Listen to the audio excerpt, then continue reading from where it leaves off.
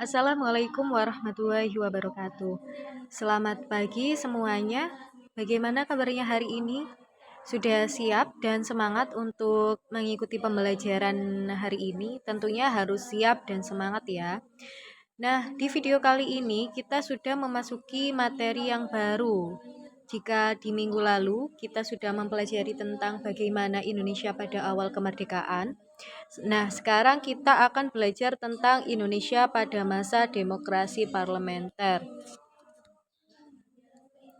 Nah, untuk materi kali ini ada 3 pokok pembahasan. Yang pertama yaitu terkait bagaimana perkembangan politik pada masa demokrasi parlementer, kemudian perkembangan ekonomi pada masa demokrasi parlementer, dan juga yang terakhir nanti melihat bagaimana kehidupan masyarakat Indonesia pada masa demokrasi parlementer. Baik, sebelum kita membahas satu persatu dari tiga pokok bahasan ini, saya akan menjelaskan terlebih dahulu bahwa masa demokrasi parlementer di Indonesia itu berlangsung kurang lebih selama 9 tahun, yaitu mulai tanggal 17 Agustus 1950 sampai 5 Juli 1959. Masa demokrasi parlementer itu disebut juga dengan masa demokrasi liberal karena pada saat itu sistem politik dan ekonomi yang berlaku menggunakan prinsip-prinsip liberal. Baik, kita ke pokok bahasan yang pertama, yakni perkembangan politik pada masa demokrasi parlementer. Nah, untuk pembahasan perkembangan politik ini akan kita ulik dari beberapa sisi. Yang pertama yaitu sistem pemerintahan, kemudian bagaimana pemilu pada saat itu, gangguan keamanan apa saja yang terjadi, dan sebagainya. Untuk yang pertama, sistem pemerintahan. Nah, sistem pemerintahan yang berlaku pada masa demokrasi parlementer adalah sistem pemerintahan parlementer, yaitu di mana kepala negara dipegang oleh presiden, sementara kepala pemerintahan dipegang oleh perdana menteri. Pada saat itu, pengangkatan jabatan Perdana Menteri dilakukan oleh Presiden, sedangkan penempatan kekuasaan legislatif lebih tinggi dibandingkan eksekutif. Jadi tidak setara ya, kekuasaan legislatif berkedudukan lebih tinggi dibandingkan dengan kekuasaan eksekutif. Perdana Menteri dapat membentuk kabinet dengan persetujuan Presiden. Pada masa ini, partai-partai politik, partai-partai besar memiliki pengaruh yang kuat dalam jatuh bangunnya kabinet. Sehingga ketika partai politik ini merasa tidak puas, tidak percaya, atau merasa ingin mengganti kabinet, maka hal itu dengan mudah terjadi. Sehingga tidak heran tercatat ada 7 kabinet yang pernah bertugas pada masa demokrasi parlementer, yaitu Kabinet Natsir, Kabinet Sukiman Suwirjo, Kabinet Wilopo, Kabinet Ali Sastro Amijoyo, Kabinet Burhanuddin Harahap, Kabinet Ali Sastro Amijoyo II, dan juga Kabinet Juanda. Dari ketujuh kabinet itu tadi tercatat masa kerjanya tidak begitu lama, bahkan ada yang hanya sekitar 6,5 bulan saja. Lanjut, kita ke pemilu yang berlangsung pada saat itu. Jadi pada masa demokrasi parlementer ini dilaksanakan pemilu yang pertama kali di Indonesia, yaitu pemilu tahun 1955. Pemilu 1955 menjadi pemilu pertama dalam catatan sejarah perjalanan demokrasi di Indonesia. Keberhasilan penyelenggaraan pemilu tahun 1955 menandakan telah berjalannya demokrasi di kalangan rakyat. Nah, pemilu 1955 ini sendiri dilakukan dalam 2 tahap. Yang pertama yaitu dilaksanakan pada 29 September 1955, sedangkan untuk tahap keduanya dilaksanakan pada 15 Desember 1955. Pemilu tahap pertama dilakukan untuk memilih anggota DPR, sementara untuk pemilu yang tahap kedua dilakukan untuk memilih anggota Dewan Konstituante. Nah, untuk gangguan keamanan sendiri, pada masa demokrasi parlementer tercatat beberapa kali terjadi gangguan keamanan yang mengancam keamanan dan persatuan Indonesia. Ada 2 pemberontakan yang besar yang terjadi pada saat itu, yaitu pemberontakan DITII dan juga pemberontakan PRRI dan Permesta.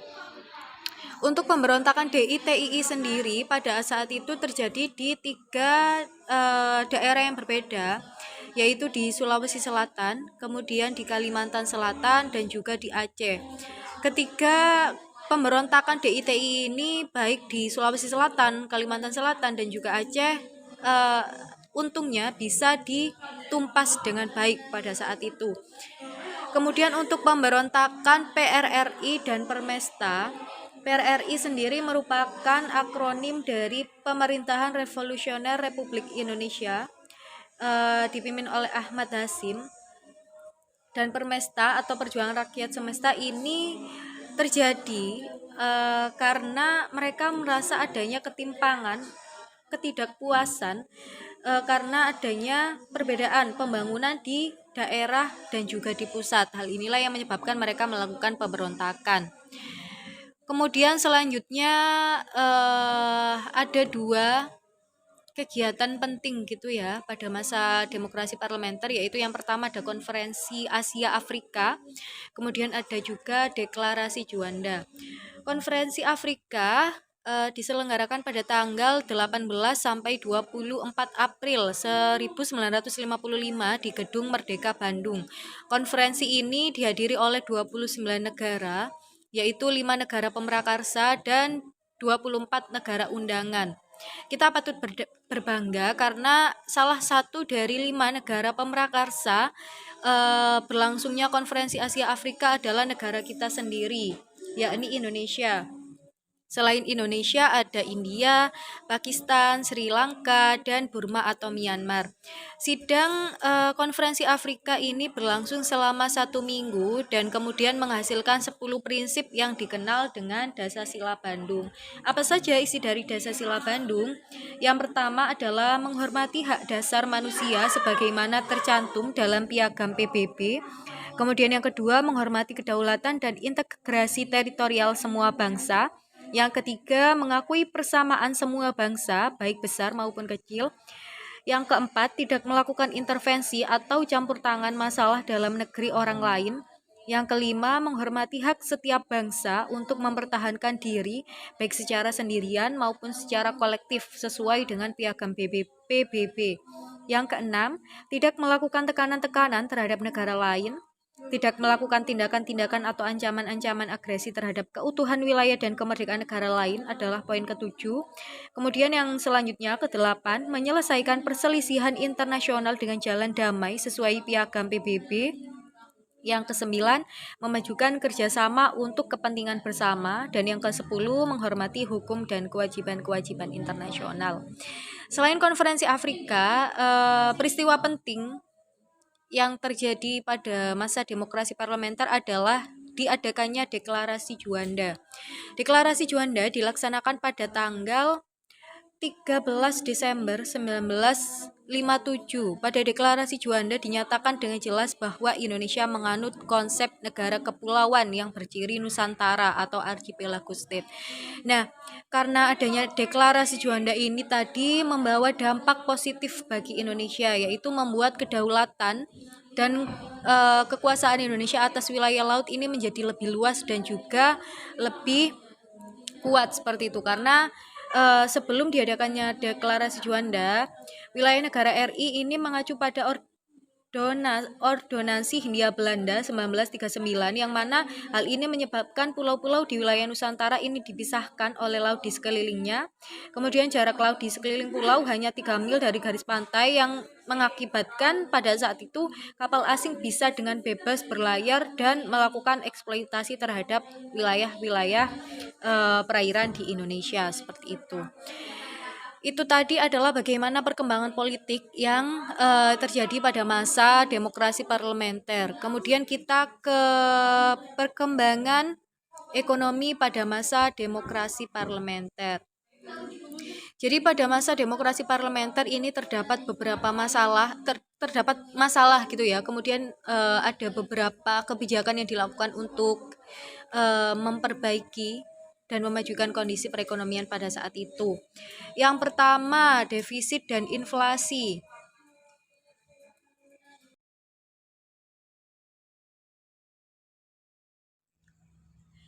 Yang pertama, defisit dan inflasi.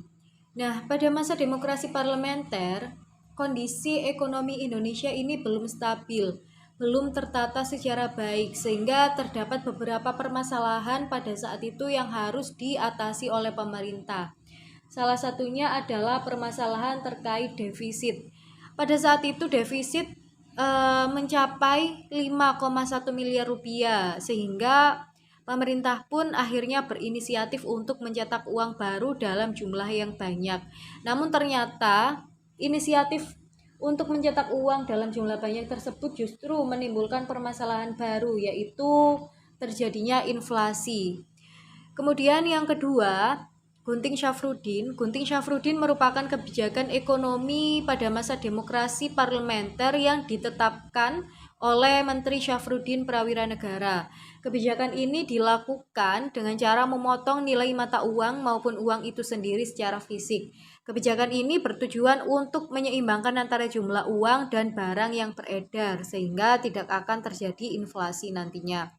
Kemudian yang ketiga ada program Benteng. Program Benteng adalah program atau kebijakan ekonomi yang digagas oleh Sumitro. Program Benteng ini bertujuan untuk mengubah struktur ekonomi kolonial menjadi struktur ekonomi nasional. Gerakan Benteng dimulai pada bulan April tahun 1950 dan berjalan sekitar 3 tahun lamanya, yaitu sampai 1953. Kemudian yang keempat, salah satu kebijakan yang ada pada masa demokrasi parlementer adalah nasionalisasi perusahaan asing. Salah satu langkah yang dilakukan oleh pemerintah pada masa demokrasi parlementer dalam rangka memajukan perekonomian Indonesia adalah melakukan nasionalisasi perusahaan asing. Nasionalisasi perusahaan asing ini dilakukan dengan pencabutan hak milik Belanda atau asing yang kemudian diambil alih atau ditetapkan statusnya menjadi milik pemerintah Republik Indonesia. Contoh perusahaan asing yang kemudian dinasionalisasi oleh pemerintah Indonesia adalah di Javas Bank, yang mana bangunan gedungnya bisa kalian lihat di gambar ini ya. Jadi di Javas Bank itu dinasionalisasi oleh pemerintah Indonesia dan kini menjadi Bank Indonesia. Kemudian yang kelima itu adalah sistem ekonomi Alibaba. Sistem ekonomi Alibaba ini memiliki tujuan untuk memajukan perekonomian Indonesia. Langkah dari sistem ekonomi Alibaba ini adalah pengusaha non-lokal memiliki kewajiban untuk memberi pelatihan kepada tenaga-tenaga Indonesia agar dapat menduduki jabatan-jabatan staf di perusahaan negara. Kemudian pemerintah mendirikan perusahaan-perusahaan negara, dan pemerintah juga memberikan kredit dan lisensi bagi usaha-usaha swasta nasional. Akan tetapi sistem ekonomi Alibaba ini juga belum berhasil karena salah satu penyebabnya adalah kurangnya pengalaman yang dimiliki oleh pengusaha lokal. Hal ini disalahgunakan oleh oknum-oknum tertentu yang membuat pengusaha Indonesia hanya dijadikan sebagai alat bagi para pengusaha Tionghoa untuk memperoleh kredit dari pemerintah. Kemudian kebijakan ekonomi yang diambil pada masa demokrasi parlementer adalah Persetujuan Finansial Ekonomi atau FINEK. FINEK ini adalah kebijakan ekonomi yang dilakukan pada masa pemerintahan Kabinet Burhanuddin Harahap. Pada saat itu Indonesia mengirim delegasi ke Swiss untuk merundingkan masalah finansial ekonomi antara Indonesia dan juga Belanda. Perundingan FINEK ini dilakukan pada tanggal 7 Januari 1956. Rancangan persetujuan FINEK yang diajukan Indonesia terhadap pemerintah Belanda diantaranya adalah hasil KMP dibubarkan, kemudian hubungan FINEK Indonesia-Belanda didasarkan atas hubungan bilateral, dan yang ketiga hubungan FINEK didasarkan pada undang-undang nasional. Ternyata pemerintah Belanda tidak mau menandatangani rancangan persetujuan FINEK tersebut sehingga Indonesia mengambil langkah secara sepihak. Pada tanggal 13 Februari 1956, Kabinet Burhanuddin Harahap melakukan pembubaran Uni Indonesia dan akhirnya tanggal 3 Mei 1956 Presiden Soekarno menandatangani pembatalan KMP. Nah, yang terakhir, program ekonomi, kebijakan ekonomi yang dilakukan pada masa demokrasi parlementer adalah Rencana Pembangunan 5 Tahun atau RPLT. RPLT ini dirancang pada masa pemerintahan Kabinet Ali Sastroamidjojo II. Program RPLT ini rencananya akan dilaksanakan pada 1956 sampai 1961. Namun ternyata situasi politik dan ekonomi Indonesia yang kurang baik menyebabkan RPLT ini tidak berjalan atau sesuai dengan rencana yang diharapkan. Itu adalah perkembangan ekonomi pada masa demokrasi parlementer. Untuk kehidupan masyarakat Indonesia pada masa demokrasi parlementer akan kita bahas dari bagaimana kehidupan sosial pada saat itu, kemudian bagaimana kondisi pendidikannya, dan juga terkait bagaimana seni budayanya. Yang pertama, kehidupan sosial masyarakat Indonesia pada masa demokrasi parlementer ini banyak dipengaruhi oleh situasi politik dan permasalahan ekonomi. Situasi politik yang kurang baik menyebabkan munculnya gangguan keamanan di berbagai tempat. Sementara upaya perbaikan ekonomi yang tidak berjalan lancar menyebabkan meningkatnya angka kemiskinan dan pengangguran di masyarakat. Sehingga dapat dikatakan bahwa kehidupan sosial pada masa itu kurang begitu baik karena situasi politik yang belum stabil, kemudian kondisi ekonomi yang belum juga membaik, ini menyebabkan masyarakatnya juga tidak bisa hidup dengan makmur seperti itu ya. Kemudian dari sisi pendidikan, pada masa demokrasi parlementer disusun konsep pendidikan yang menitikberatkan pada spesialisasi. Spesialisasi ini dilakukan karena bangsa Indonesia dianggap tertinggal dalam pengetahuan teknik. Pada konsep pendidikan spesialisasi ini disusun perbandingan 3:1. Jadi setiap ada 3 sekolah umum itu akan ada 1 sekolah teknik. Seperti itu. Kemudian terkait bagaimana seni budayanya, pada masa demokrasi parlementer ini muncul beberapa organisasi seni lukis seperti Organisasi Pelukis Indonesia, PI, dan juga Gabungan Pelukis Indonesia. Selain itu, pemerintah pada tahun 1950 juga mendirikan Akademi Seni Rupa Indonesia (ASRI) di Yogyakarta, yang mana ASRI ini kemudian berubah nama menjadi Sekolah Tinggi Seni Rupa Indonesia (STSRI), yang kini STSRI itu berubah menjadi Fakultas Seni Rupa di Institut Seni Indonesia. Itu tadi adalah pembahasan singkat dari bagaimana kehidupan Indonesia pada masa demokrasi parlementer dilihat dari 3 sisi, yaitu sisi politik, ekonomi, dan juga kehidupan masyarakatnya. Bagaimana? Apakah sudah cukup menambah wawasan kalian? Semoga bermanfaat ya dan bisa membawa pengaruh yang baik gitu. Nah, apabila masih ada yang ingin ditanyakan atau ada hal yang ingin kalian ketahui dari materi ini, silahkan kalian menulisnya di kolom komentar di bawah. Baik, itu saja mungkin yang bisa saya sampaikan. Saya akhiri. Wassalamualaikum warahmatullahi wabarakatuh.